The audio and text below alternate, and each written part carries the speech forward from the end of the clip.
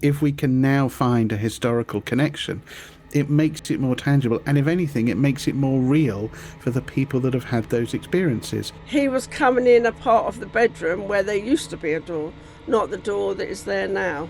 If it was perceived as a legitimate haunting in the house, why can't it be perceived as a legitimate spirit attachment? I never cried about that before, but I feel sad for her.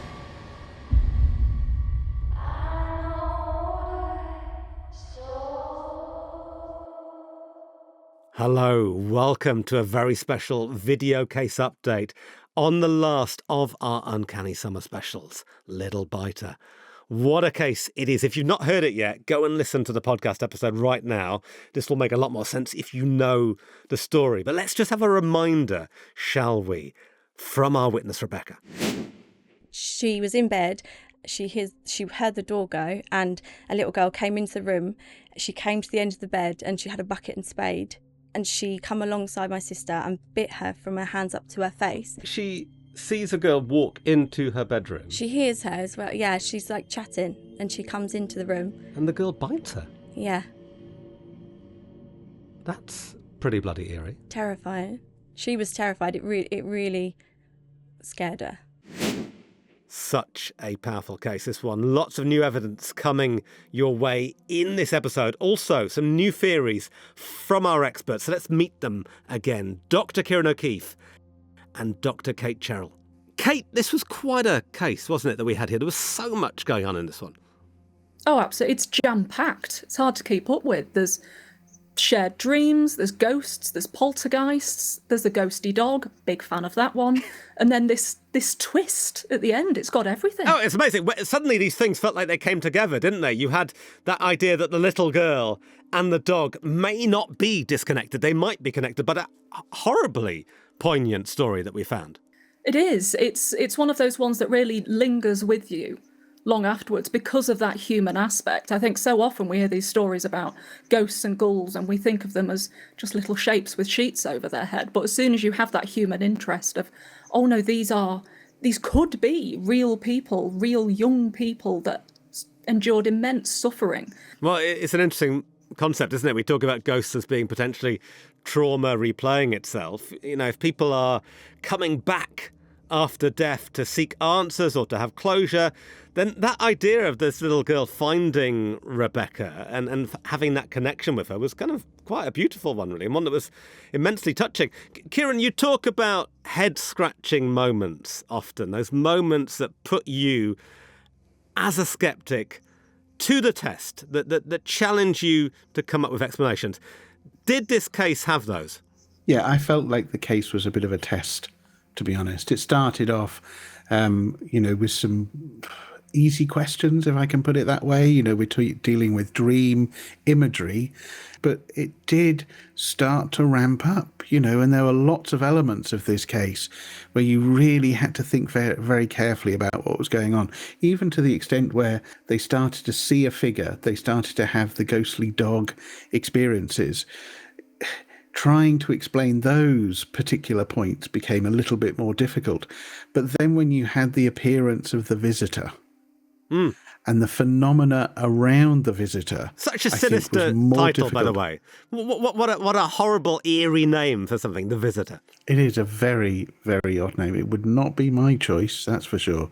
The sort of name that really preys on your mind. But the appearance of the visitor, together with some of the objects, the glass exploding, yes, some real head-scratching moments. It was a real test for me as a skeptic.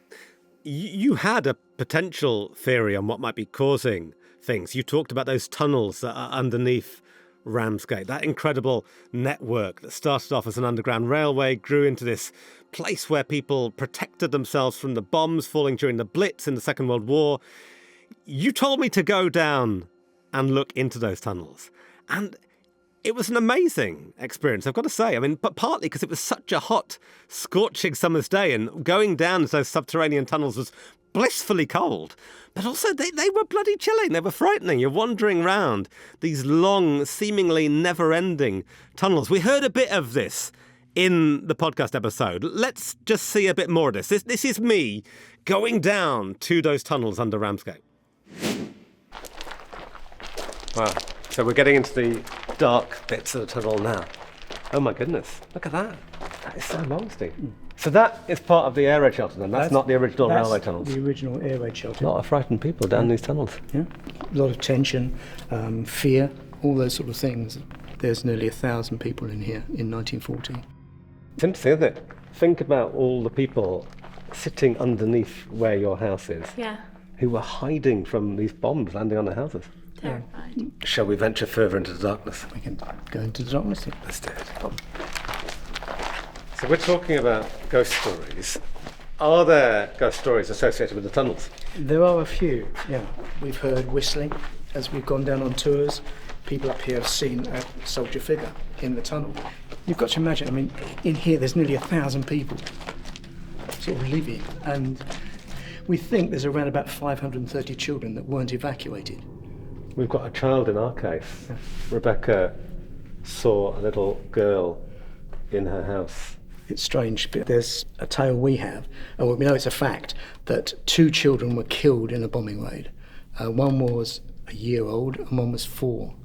And they lived in a house in Hollicondane Road, but their mother was out in the town at the time. So where is that then in relation to It's not too far. It's not too far from where you are. Yeah, I think I had a friend that lived on Hollicondane Yeah, Road. so it's not too far at all. The sister of the mother died, and her 2 children died in one bomb. 2 terrified little children that are killed, and mummy's not there.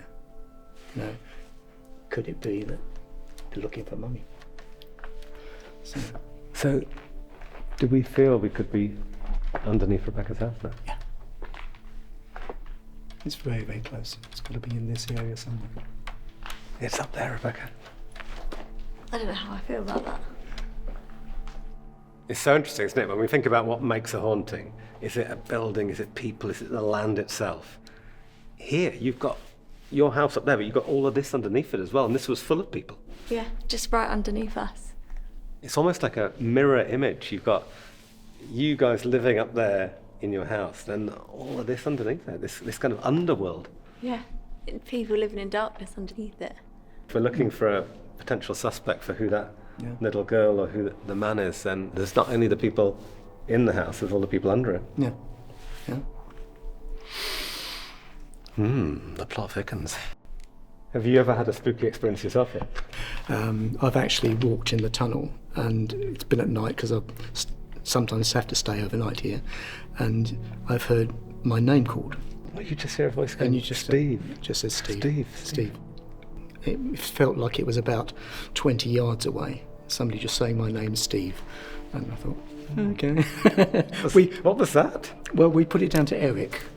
We have a mannequin of an air raid warden, and his name's Eric. We've always called him Eric. He looks a bit like my granddad, a really spooky chap, but hats come off the hangers where we store the hats for people to wear. They just fall off. Lights flicker, things like that. So we always blame Eric. Should we carry on? Yeah. Let's go, okay. Steve. Steve. Did you hear that, Steve? No. What was that? Kate, it's such an interesting idea, isn't it? That when we're looking for causes of a haunting, we think about the house, we think about who's lived in the house. We maybe don't think about what's actually underneath that house. Yeah, absolutely. Ramsgate isn't some new fresh field that's never been mown. There are centuries, there are millennia of history beneath that house. Because Ramsgate sits on the Isle of Thanet, which was quite significant in the Roman Empire. It had a lot of Roman settlements. It had villas, it had farms, it had a lot of burial sites. I'm not suggesting that the dog was perhaps this great Roman hound guardian, but let's not dismiss it, why not? That sounds fun. But the street itself, where Rebecca lived, is within the area where a lot of Roman clifftop burials and settlements trace back to. And when the Victorian housing was being built, and when any extensions have been made, any little digs, there's just constant evidence of these centuries of settlements and quite prominent Roman settlements there. So who's to say that perhaps it's these Romans could have had an influence over these strange happenings? Who's to say that Victorians didn't? When you get this many layers of history, it's like trying to pick apart a wet book. You can't, it all just becomes one. Such an image, that. I think about history as a wet book. Ciaran, what did you think in the end about those tunnels? Could that be a factor in this haunting? Yes, I think it could. We hear from Rebecca that she didn't necessarily know about the tunnels, but this is something that, would have been known in that community and maybe by the rest of her family. And even if she didn't know about the tunnels, it still doesn't discount the possibility that could be a really good environmental suspect in what's going on. You talked about the idea of those underground tunnels being like a church organ. And that's a fascinating idea, the idea of acoustics and the way they can impact on us. Talk us through that. Yeah, so people may not know, but there are various cathedrals around the country where they have church organ pipes that are infrasonic. Infrasound is low-frequency sound below 20 hertz. We can't hear it, but we're affected by it. And these long church organ pipes, they basically produce infrasound, which, because the sound physically affects us, is almost adds a sense of profundity when they are used within church organ music. But the same principle, a long pipe, can exist with a tunnel. That is effectively a long pipe, and all you need is air blowing into that pipe and it causing infrasound, and therefore anybody that's around that particular area could be experiencing infrasound, which can affect you, physically, physiologically, but also then become a trigger for you misinterpreting other things. We are, of course, looking for potential suspects here. They could be environmental, like the tunnels. They could be people. This is a house full of people. We've heard from a few of them now. We heard from Charlotte, the younger sister. We heard from Rebecca, of course. We are now going to hear from their mum, Sue. I met her there in the studio in Ramsgate. Let's hear her addition to this testimony. Have you ever seen the little girl? No, I don't think so. But Have you seen the man? I've seen the man. Well, I think I've seen the man. I was upstairs and I fell asleep. And then something woke me up and I looked to my left and there was a man coming through the door with a tray in his hand. When is this? Quite recently. Gone. Then okay. A couple of days ago. A couple of days ago? Yes, it was, because I don't believe in any of that. Well, I do, but I don't, if that makes sense. But a couple of days ago, you saw the man. Yeah. What happened? I was sitting at home and suddenly something woke me up and I looked to my left and I saw a man coming in holding a tray. I know what he had on because it struck me. He had white hair. I think he had a moustache. I just came in a tray, but the funny thing is, he was coming in a part of the bedroom where there used to be a door, not the door that is there now. And so he is walking through where that door used to be? Yeah, where it used to be. Kate Sue is interesting, isn't she? She's not a child at the time. We're going to read certain things into children having experiences. She's above all of that. She's the adult in the house, and she is having experiences too. Absolutely. I find it really interesting when we're able to hear from the parents in haunting situations, because they're not only experiencing the phenomena themselves, but quite often they're having to really step up to the mark and say to their kids, go back to bed, there's not a Victorian chimney sweep in the back garden, knowing full well that there is, because they've seen them. Her experience is a little bit different to theirs. This man that she sees, odd little details like carrying a tray. Does that give us any clues as to the identity of the visitor? I think it's an interesting one. My first thought was, it's a spectral waiter offering her a cup of tea after a long day. Not all ghosts, not all spirits that we see or claim to see are going to be terrifying monsters. There are far more reports of people saying, I saw a man in gardening clothes walk through my bedroom, than people saying, there was a Roman legion wandering through my living room. They're the more exciting ones, but the most mundane is the most frequent. And I think this house is old. It's had multiple uses. There's been so much stuff happening underground as well. You could cherry pick a million different people that it could be. But thankfully, I don't think this particular manifestation is a particularly violent one. So more men with trays are perfectly welcome from the spirit world, especially if they've got a drink and a snack on them. A ghost that brings us a cup of tea is a lovely idea. We're always looking for answers in these cases.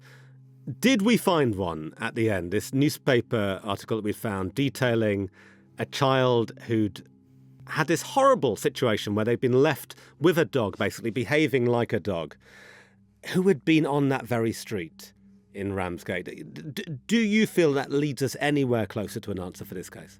No, I don't think so. I've talked about this before. It's almost like a join the dots scenario. We are so kind of invested in trying to find a real answer to the hauntings, because otherwise these are just kind of unidentified figures associated with the experiences. If we can now find a historical connection, it makes it more tangible, and if anything, it makes it more real for the people that have had those experiences. But we're dealing with hundreds and hundreds and hundreds of years of history. I'm not surprised that we found some sort of connection on that street, not necessarily the house, but we found some sort of connection on that street. But it doesn't mean that it's paranormal. We're going to just hear Rebecca's take on this now. So I've just moved out with my daughter, and my friend's doing a girls' night with wine, and some other girls are coming round. So we all go to house, and she's booked a medium, and the lady's giving the readings upstairs, and we would go up one at a time, and she would give us a personal reading. And as I go up, I walk into the room, and she says, "Oh, a little girl and a dog have just run in behind you."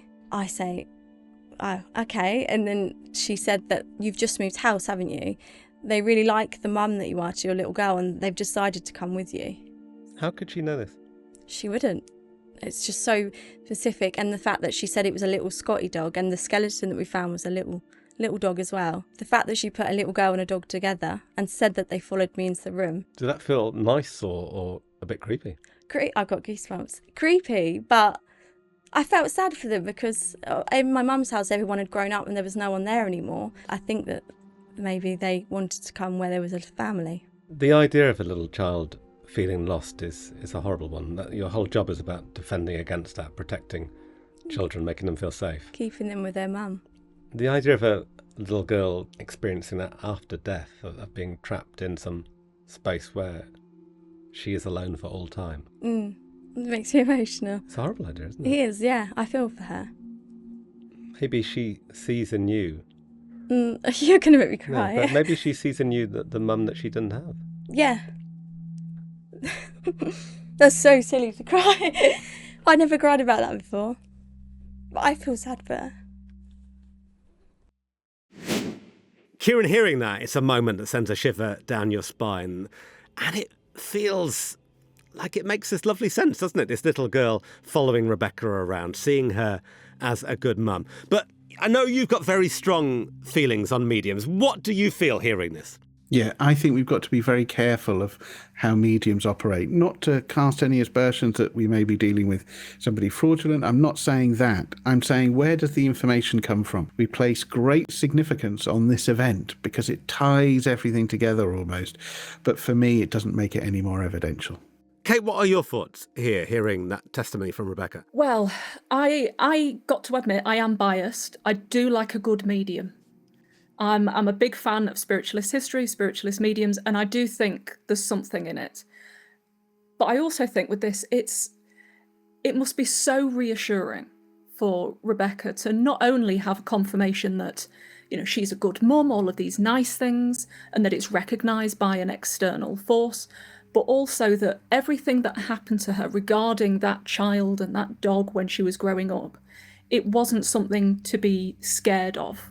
Are you then open, and I'm going to put you on the spot here, are you open to the idea that there was actually a ghost little girl and a ghost dog following Rebecca around, and that this particular woman, this medium, could see that?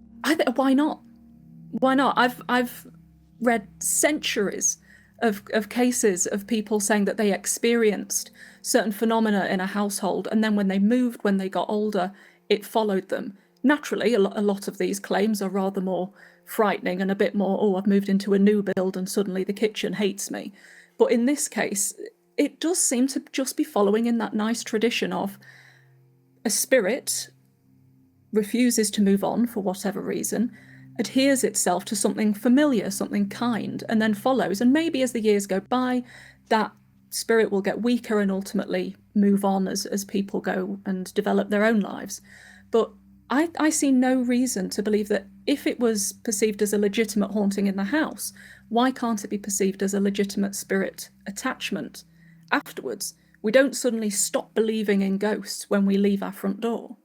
So I think there's something in it, and I don't necessarily think it's a bad thing either. Who wouldn't want a ghost protector dog following them? If they were giving them out, I'd be queuing up, I'd be first. I would sign up for that, and especially that one you talked about in the episode, Hairy Jack. I'd love to have Hairy Jack following me around.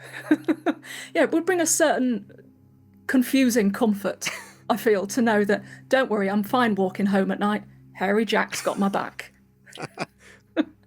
Look, thank you so much to both Dr. Kate Cherrell and Dr. Ciaran O'Keefe there.